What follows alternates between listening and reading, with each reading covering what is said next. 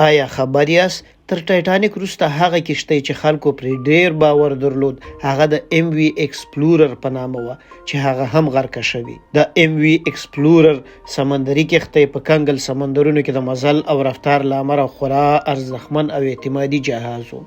سره د دې چې دغه سمندري لویه کښتۍ د کمیت او کیفیت له نګاه څخه بېساري وه، خو بیا هم دغه لویه کښتۍ د یوې پیښې ښکار شوه او د کښتۍ کپتان خپله کشتۍ د همیش لپاره د ډوبېدو لپاره د سمندر تل ته خوشې کړه.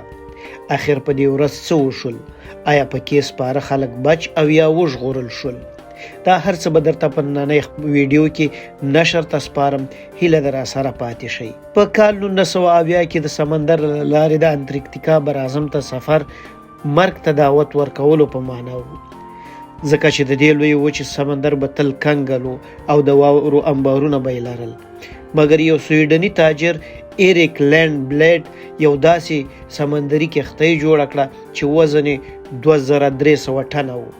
په نورمال ډول د کنګل لپاره د کښتیو په لاندنۍ حصه کې د یخ ماتېدونکي بریکونه وي، خو د دې بیړۍ زیات وزن د دې لامل و چې د سفر په جریان کې به یې په مخه کې ټول کنګلونه ماتول. دغه بیړۍ د دې لپاره جوړه شوې وه چې سیلانیان په متواتر ډول انټارکټیکا ته یوسي. د وخت په تیریدو سره د دې کښتۍ مالک هم بدل شو چې نوی مالک یې نوم ام وی ایکسپلورر کېښود. په کال 2007 کې دغه بیړۍ په 19 ورځني سفر ووځي. په کښتۍ کې سپاره سیلانیان نه پوهېدل چې دا به د دې کښتۍ وروستی سفر وي. دغه بیړۍ خپل سفر د ارجنټینا څخه شروع کړ. موخه یې له دې ځای فولکلینډ بحیره او بیا د جنوبي جورجیا بحیرې د لارې انټارکټیکا او بیا بیرته ارجنټاین ته ځان رسولو. په دې کښتۍ کې 100 مسافر او 90 نور عمله سپاره وه. د دې کښتۍ کپتان او یا چلوونکی هم د خورا مهمو تجربو خاوند و. کپتان فکر کول چې که د مسیر په تغییر سره به نوموړی د یوې ښې لارې تیر شي تر څو د لارې په اوږدو کې د کوم مشکل سره مخ نشي. د کښتۍ سفر تر 10 ورځو ډیر ښه روان و، خو قسمت کښتۍ په یو داسې لوري ورسمه کړه چې پکې یو ډول خاص او سخت کنګل جمع شوی و. کپتان د کښتۍ د راډیو له لارې د مسافرو ته خبر هم ورکړ چې کښتۍ یې د یو سخت کنګل د حصې څخه تیریدونکې ده. همدا و چې د یاد کنګل سره د ټکر له امله په کښتۍ کې یو ډول شور او غالمغال پیدا شو.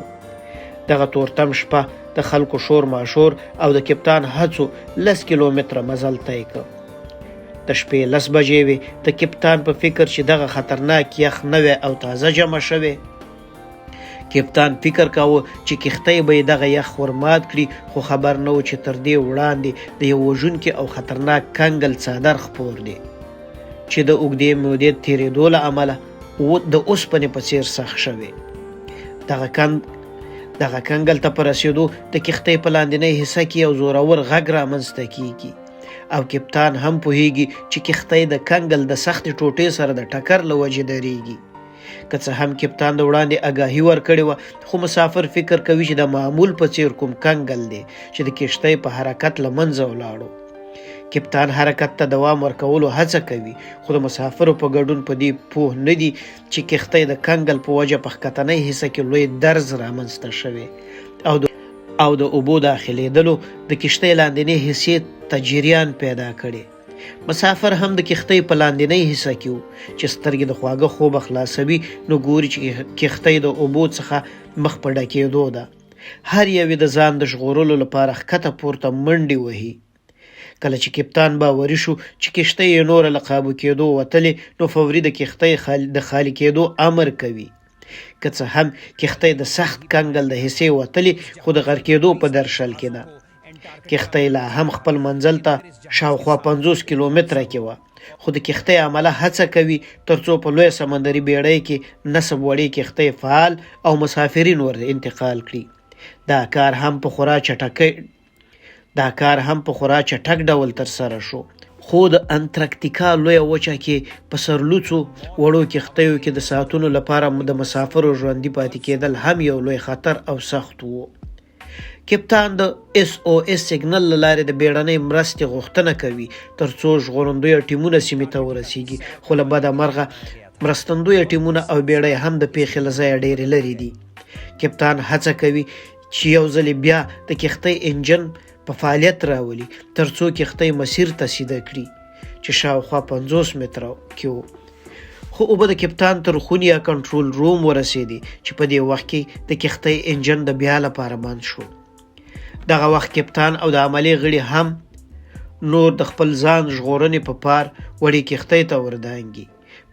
په دې وخت کې کښتۍ د غرق کېدو په درشل کې ده، خو مسافرین د شنه اسمان لاندې د 4 ساعتونو لپاره د انټارکټیکا په کنګل سمندر کې پاتې کیږي.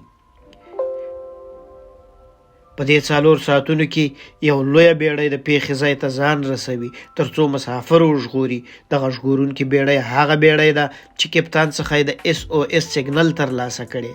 خلک خو بچ شول، خو د MV ایکسپلورر کښتۍ د تل لپاره غرقه شوه چې مالبه یې لا هم د همغه سمندر په تل کې 1400 متره د اوبو لاندې پرته ده.